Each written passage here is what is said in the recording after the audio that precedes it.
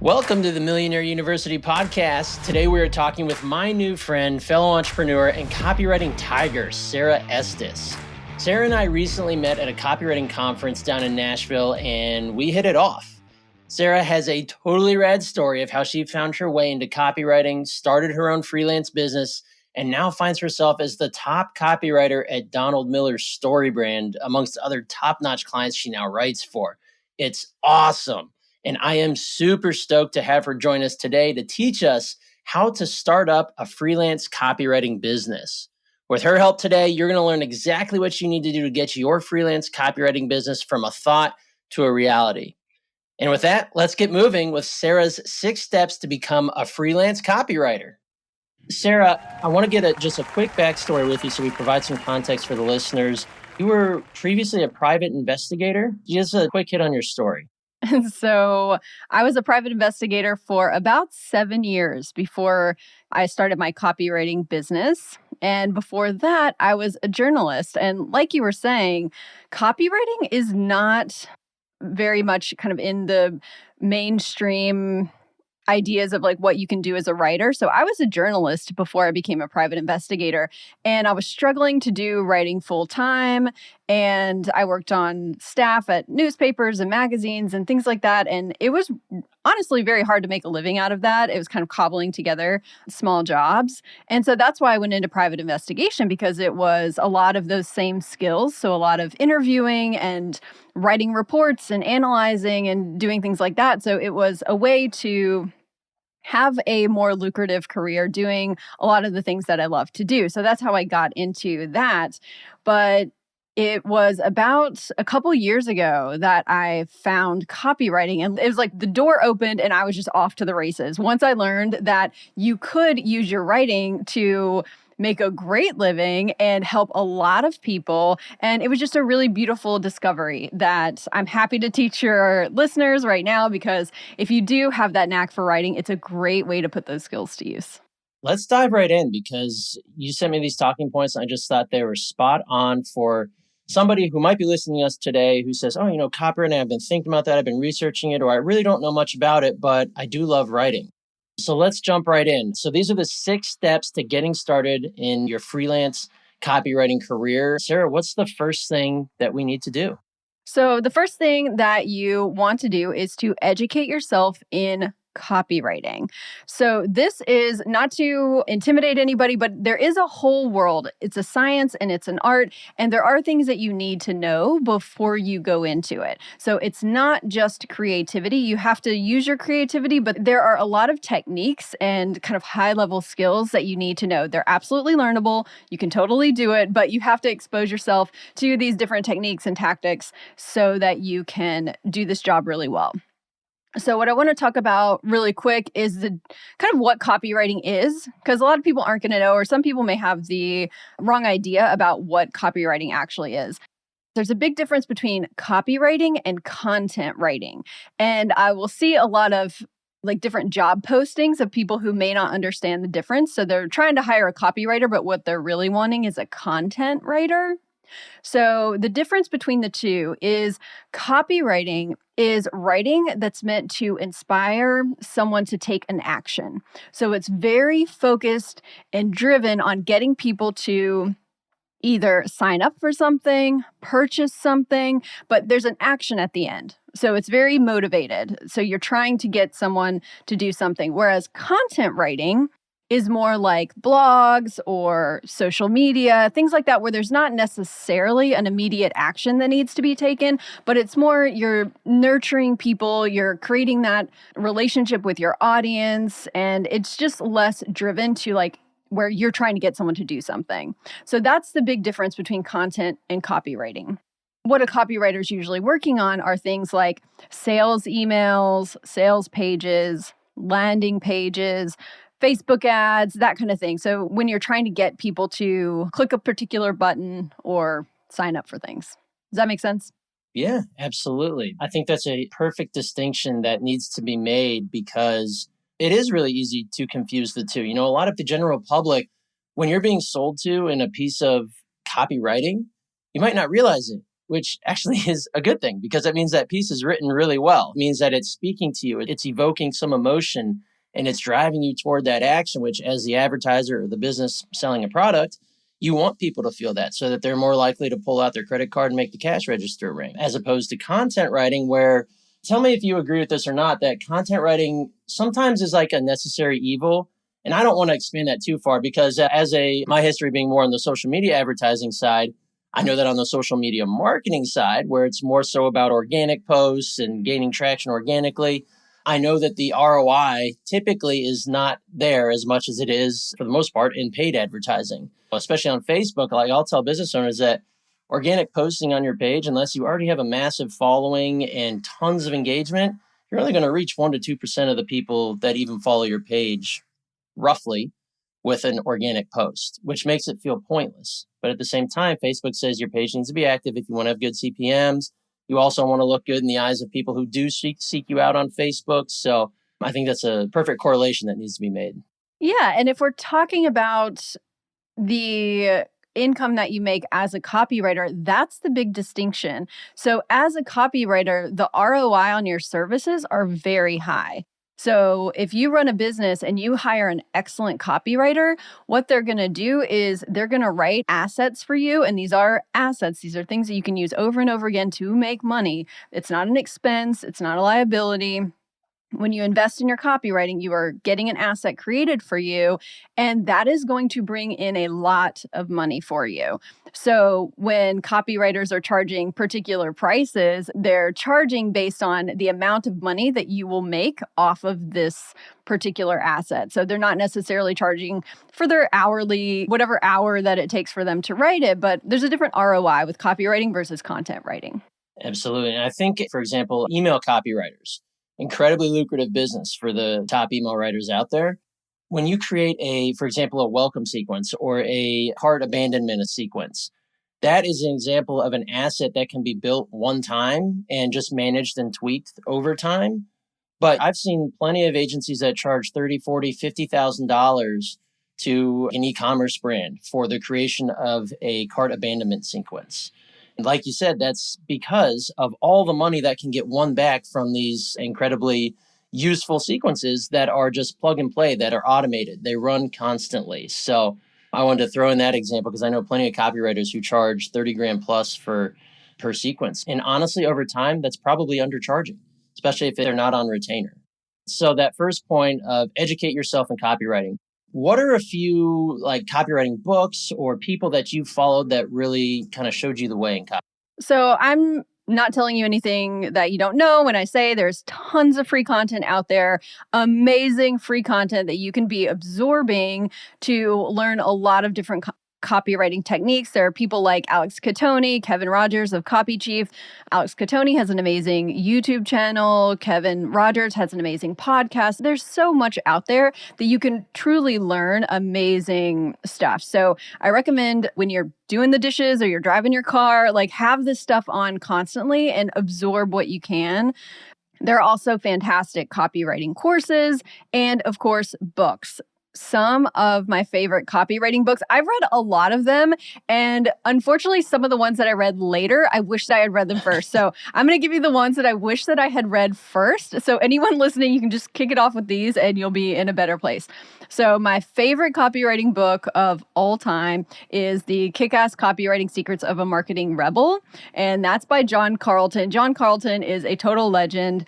And this book is one of the most accessible, funny, charming books that talk about the real nitty-gritty parts of copywriting that you need to learn to start your business and be a copywriter. So it's not just about the technique, but it's also about how to navigate the world of marketing and selling your services. So I love that book. A few other great ones, Scientific Advertising by Claude Hopkins. It's a great tiny little book that just teaches you so much. Building a StoryBrand by Donald Miller is fantastic. It just talks about kind of the approach to positioning yourself as the solution to someone's problem. Sounds simple, but a lot of people really miss that. Breakthrough Advertising by Eugene Schwartz is a very dense book. It's kind of advanced, but if you read that, you will have everything you need to know about, they call it the customer awareness levels, but it's a key part of copywriting that you need to know. And the last one that I love is a book called Influence by Robert Cialdini. That's a great one just about how the human mind works and how we are able to influence someone's actions by these kind of sneaky little psychological tricks that are pretty interesting. So that's a great book too. One of my favorite parts of copywriting is understanding the importance of knowing human psychology when it comes to weaving it into your writing to evoke that emotion or evoke that feeling that I need to buy this, I need to be a part of this, or whatever you're selling. I think that's one of the coolest parts of copywriting. Let's head on to step number 2 to become a freelance copywriter. Sarah, what's step number 2? Step number 2 is to build a portfolio in Google Drive. So this is a critical step. You must have a portfolio. You will not get any kind of copywriting jobs without a portfolio. The beautiful thing about this is that you do not need to make it fancy. It does not have to be some kind of like gorgeous laid out website situation. All you need is some words in some Google Docs in a folder. That's all you have to do. When you're getting started, copywriting has something, and there are other industries that do this too, but it's called on spec. So you can create work on spec, which just means that no one's paying you to do it. You're just creating it for yourself as a way to show what you can do. So if you want to start creating copy assets, so maybe you want to write an email sequence or you want to write a sales page or something to use in your portfolio, choose a brand that you absolutely love. That would be like one of your dream clients, and go ahead and write a mock copy asset for them. So just choose whoever you want. You can take the information that they already have from their website, tweak it, make a much better version of whatever they have, and just get that practice and put that in your portfolio. The only thing you want to do is make sure that whoever's viewing your portfolio, say you're applying for a job, just let them know that it's spec work and that, these aren't your actual clients. That's totally fair. You won't get judged for it. But that's a great way to, if you've never had clients before, to get the ball rolling and still have a portfolio. So you don't have to have paying clients before you have an amazing portfolio. Got it. And you can just do it right in Google Docs. Doesn't need to be fancy. So don't let that feeling of perfection or even imposter syndrome get in your way. Because I have plenty of assets in my business that are just ugly as all get out. And they're just sitting in Google Docs. But all that matters, and I can say as managing writers here at Millionaire University, when it comes to seeing what others have as we scale, it's really not important to us how pretty the presentation is. It's just the meat and potatoes. What do you have? And that's what we care about. So I love that. Keep it simple. Put everything in Google. That one's pretty easy, but the importance of the portfolio can't be overstated. Even if it is on spec and it is not a literal client of yours, you have to be able to show prospects what you can do. Absolutely. And little pointer, make sure that when you do create your portfolio on Google Docs, that you have it to where it's shareable. You change it to anyone with the link can view. The worst thing that you can do is for someone to request access to your portfolio, because that can be a step that they just don't take and then you lose the job. So make sure that your Google Docs are accessible to everybody. I have done that so much. And I'll tell you, between multiple businesses, I have like 5 or 6 or 7 different email logins all through like Google Workspace. And every time it defaults to like my personal email. So we'll get drafts back from our content writers and I'll log in on the wrong account. Don't even think about it. I put request access and I'm like, no. Got to log in with the right account. So just a little hot tip for anybody who has multiple Google accounts. Make sure when you open a document, it's in the correct Google account. That's my 2 cents there. Number 3, what do you got? All right, number 3 is you want to start putting in the reps and getting testimonials. Now, this might not be advice that you get from everybody, but this is how I approached my business and it worked like a charm. So this is what I'm going to recommend people who are starting off start doing. So when I first started my business, I went in, and granted, I was working another job. I gave myself a year. So I was working a 9 to 5. I gave myself a year to build my business, get some clients, and get things rolling. I'm really glad I didn't need the whole year. I was able to do it in much less time, but kind of giving myself a little bit of a runway to launch into my business. So if you're in a 9 to 5 right now and you're trying to do your own business, do your own thing, that's totally doable. You can manage all of this while you're still at your 9 to 5. And I actually recommend that because it makes you a little less desperate for work and you can be a little more choosy with who you're working with in the very beginning, which is great.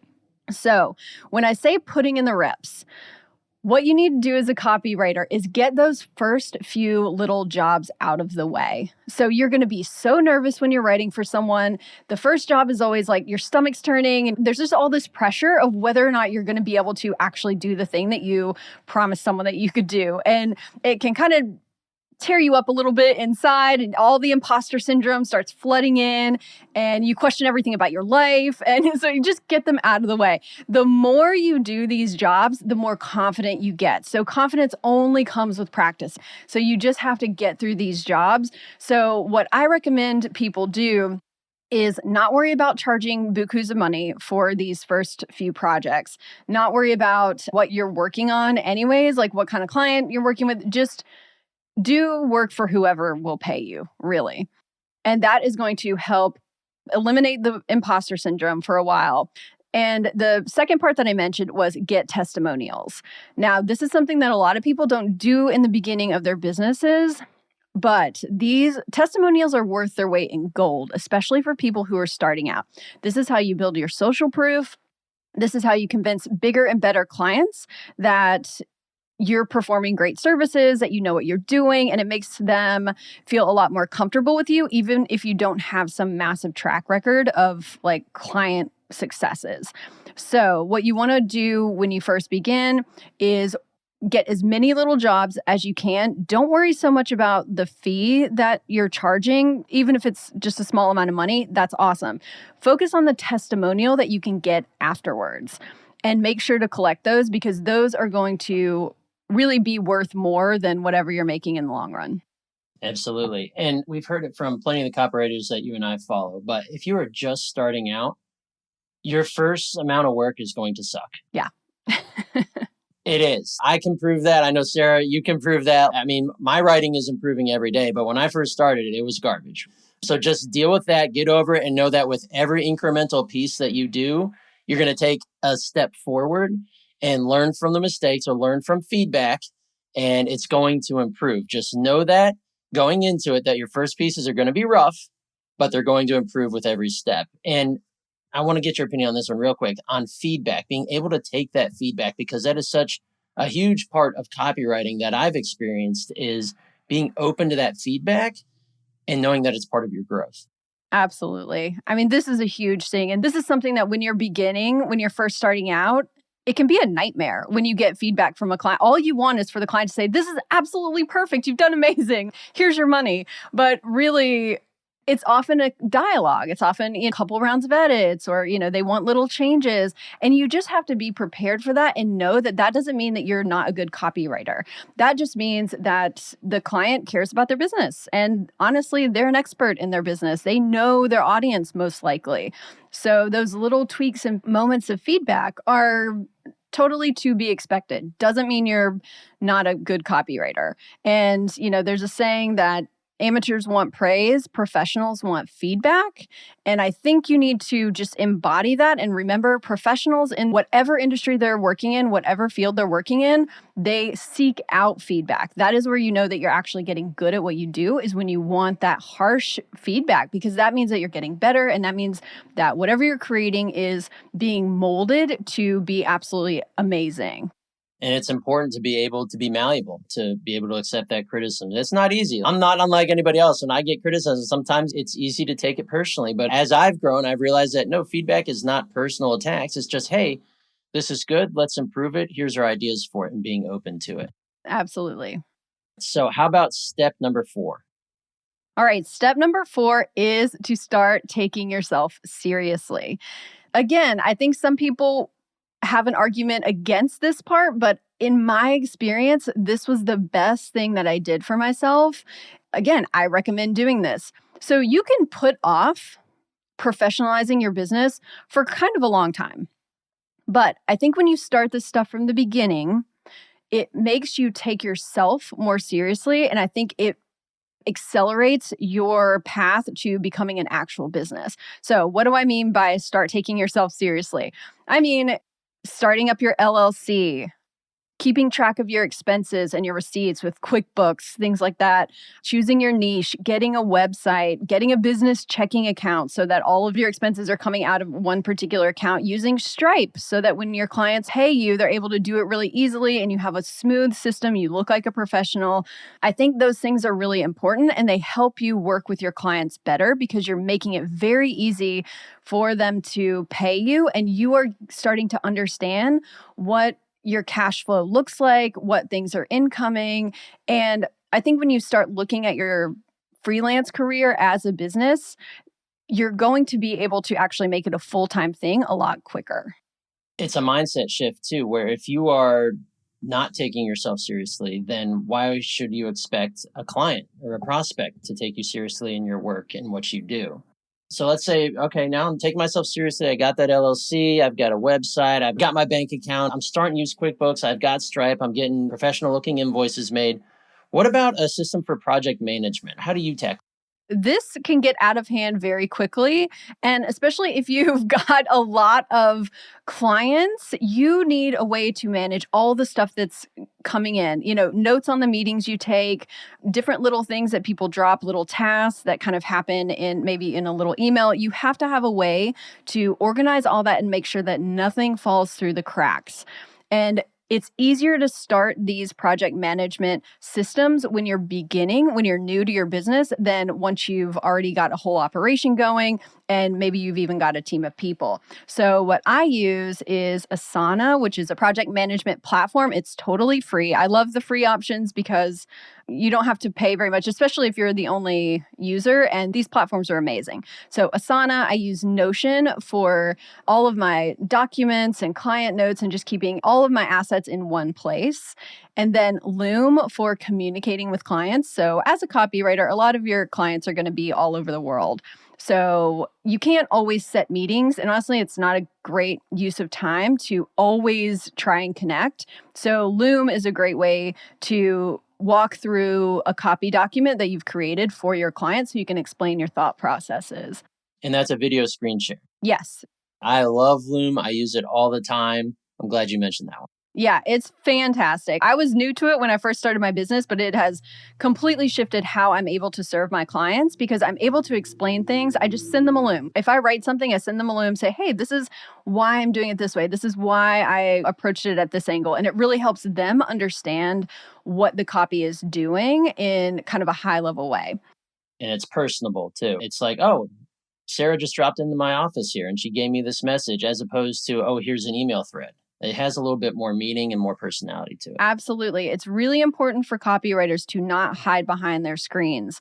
You want to get on camera, you want to be on audio, you want to be a real person that these people are working with, and that's how you build those client relationships. If you're just hiding behind email or documents and you never really make yourself personable and humanize yourself to your clients, it's not going to be great for your relationship. So I highly recommend, leaving those voice messages, leaving those Loom videos, and getting on camera during Zoom.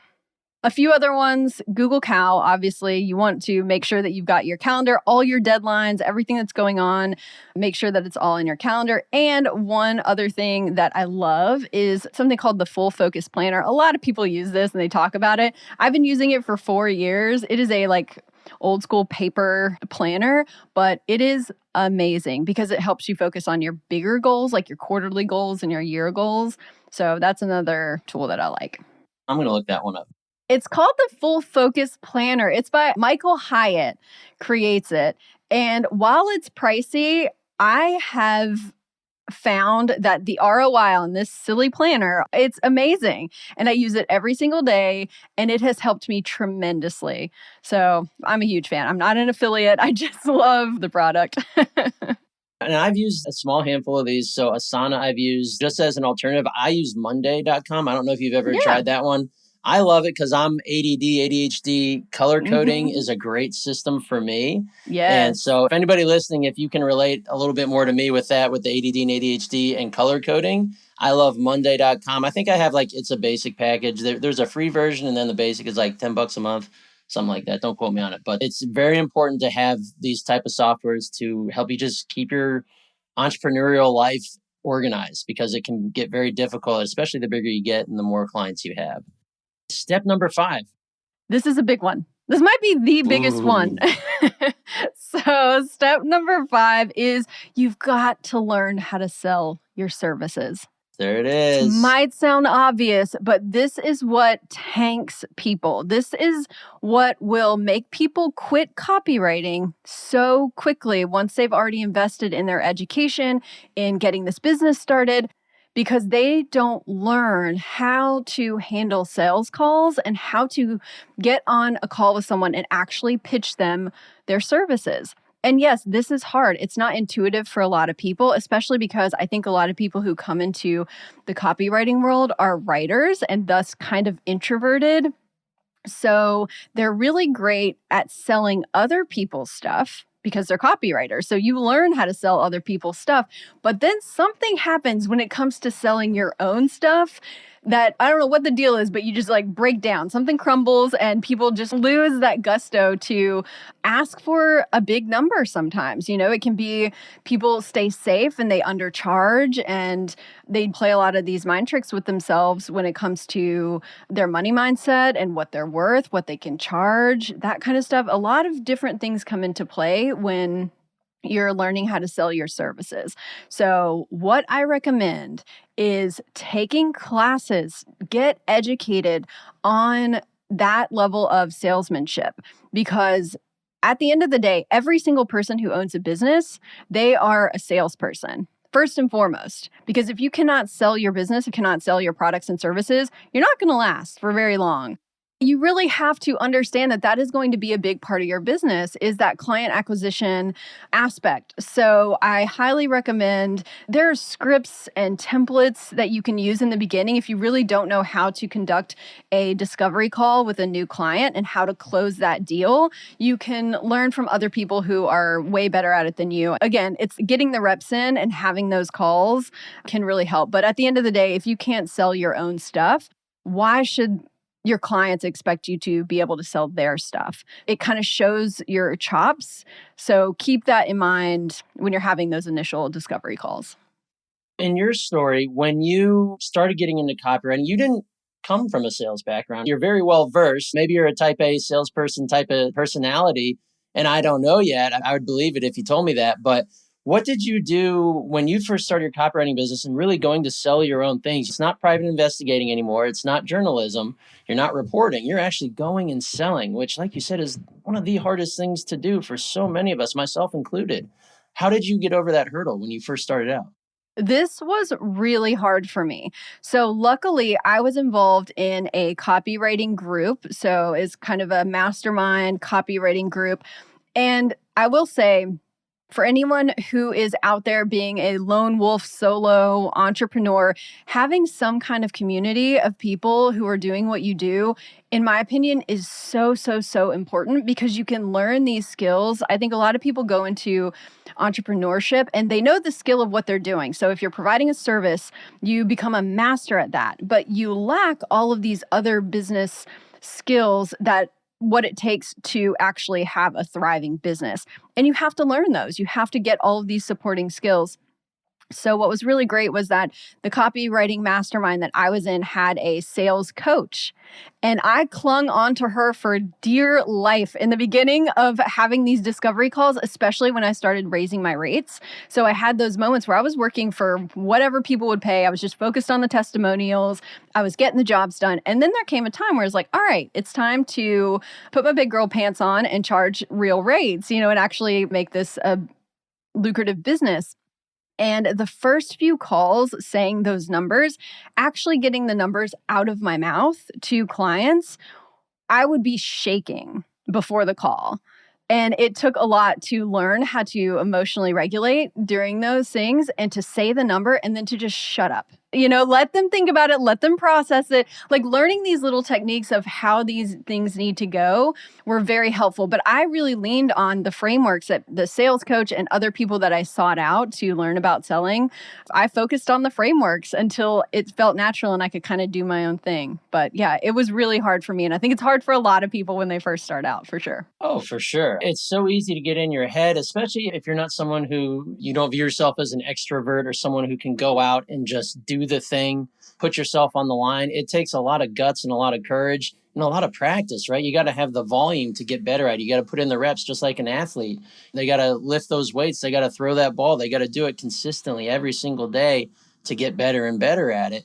It's not my nature. I'm a good Midwestern boy. I don't want to like get in people's faces. I don't ever want to be viewed as pushy salesman. But he said you got to change your mindset into, if you have a solution for somebody's problem, you are doing them a disservice if you do not notify them and tell them and explain to them how you can help them and solve their problem.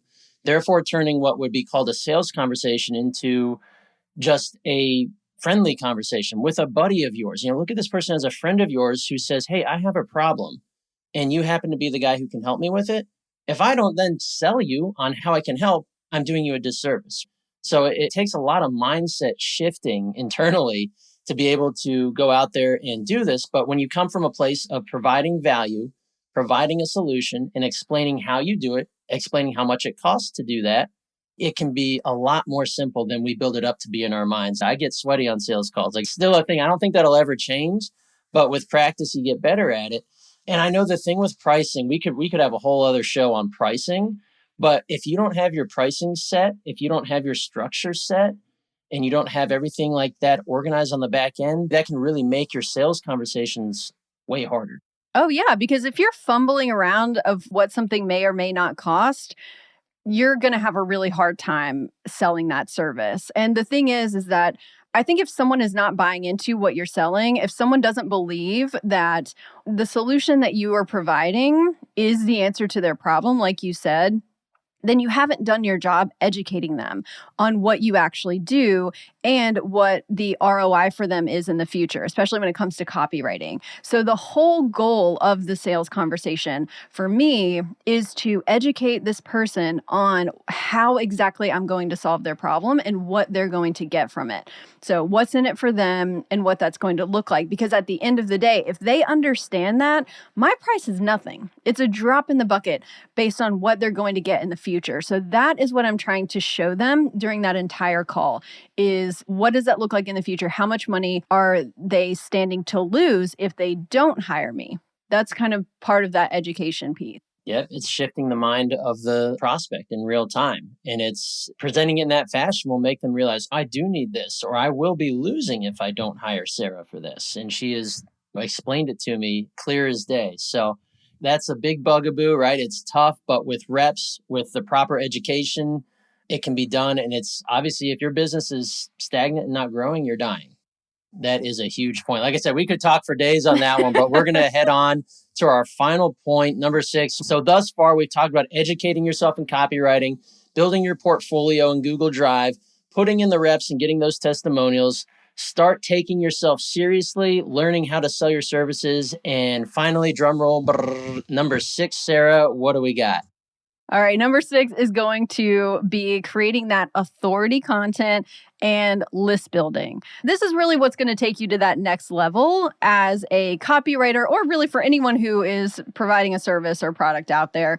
Authority content is basically your own thoughts, your own content. It doesn't have to be social media content. People kind of get hung up on, oh, does this mean I have to be on social media all the time? No.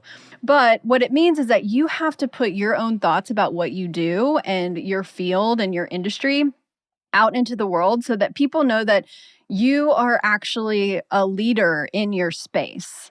And this is going to set you apart. It's going to help you stand out from all the noise, because the fact is, there are so many copywriters out there, just so many. And especially when you've got like things like ChatGPT where people are calling themselves a copywriter and they're just like pressing buttons. The competition is high, but not really when you start looking at the good copywriters who are actually creating a name for themselves in this space.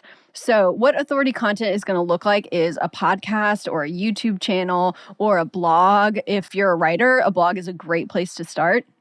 But you're basically putting your original thoughts out there into the world.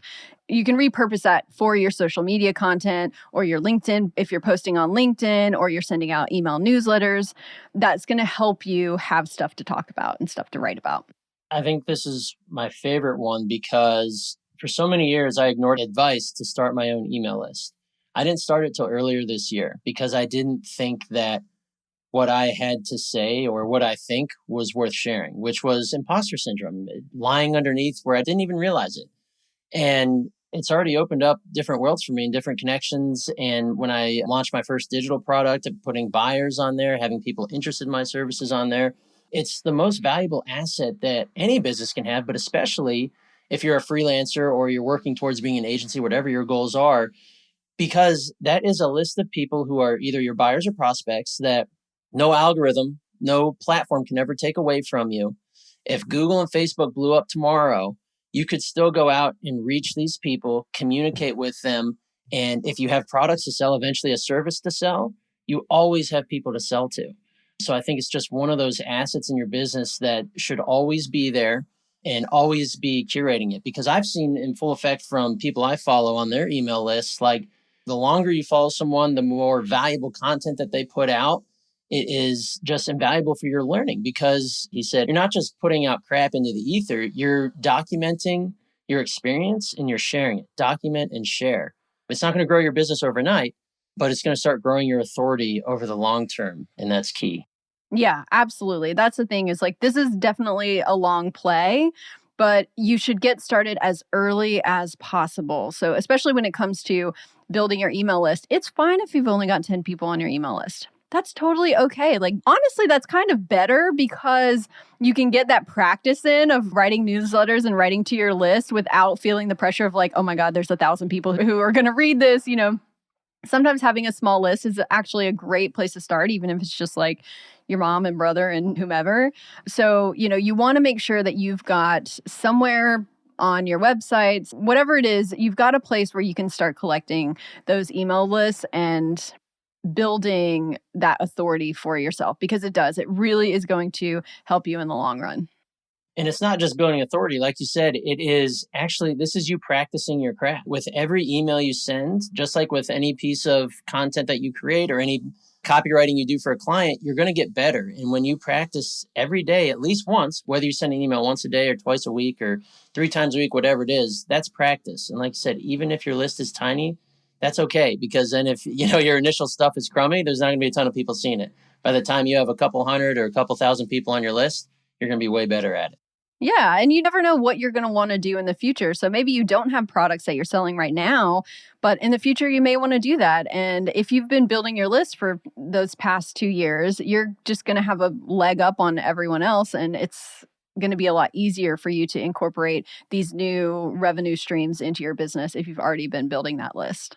Yep, that's a great point. I've seen a lot of people that I follow, their business models, their goals change over time. And it's awfully beneficial to have a list of X amount of people on it that you can tell that you're changing and that, hey, maybe this new stuff I'm providing, that maybe this applies to you even more than my old stuff. So yeah, I think that's fantastic.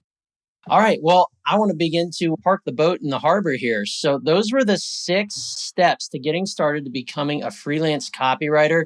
To go over that again, it's educate yourself in copywriting, build a portfolio in Google Drive, put in the reps and get those testimonials, start taking yourself seriously, learn how to sell those dang services, and then building your authority content and list building. Sara, this has been awesome. Any final parting thoughts for anybody who's really considering jumping into copywriting? Yeah, I mean, I would just say that it's a great career to get into. I absolutely love it. And, really just start with consuming all the free stuff that you can, reading books, getting that education going. And there's so much out there. There's so much out there to help you get started in this world. So I encourage everyone to pursue it. Absolutely. And for everybody listening, you're going to want to give Sara a follow. Hop on her email list. You can find her at copytiger.com. Yes. And you can get Sara's full story, all her golden nuggets of copywriting. And then I believe when you hop on your list, you get a free sales letter training. Is that what it is? Yes, absolutely. It's a sales page checklist. So it's great, especially if you want to start creating spec assets for your copywriting portfolio. This is going to be a great way to create your first sales page for a client. Or if if you're actually writing a sales page for a client and you aren't sure what all elements need to be included in that, this is great. It took me me a long time to figure out this particular template. So hopefully it'll help you skip over all the expensive training and time that I did to learn how to write a sales page. So it's a shortcut to writing a great one.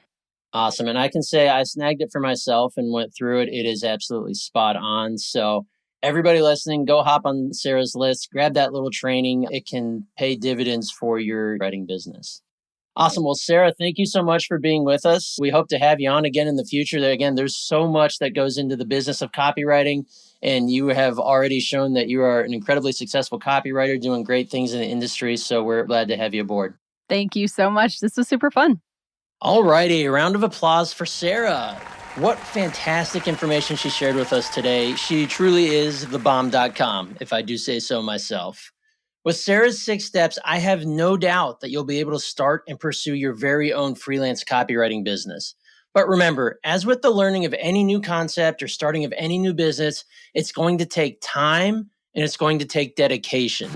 Rome wasn't built in a day. But if writing really speaks to you, finding your way into copywriting may be the right move. And we're here with you every step of the way. So thank you for being with us today, and we will see you on the next episode of the Millionaire University podcast.